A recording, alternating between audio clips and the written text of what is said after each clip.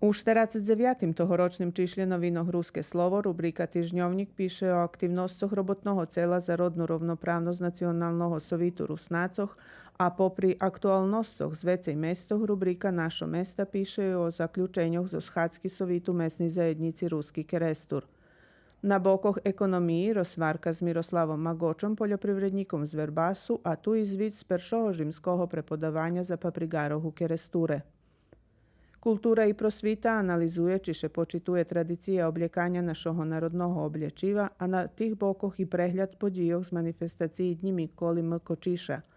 Мозаїк пише о участвуванню младих руснаців у приглашуванню Нового Саду за Європську престольницю культури 2021 року.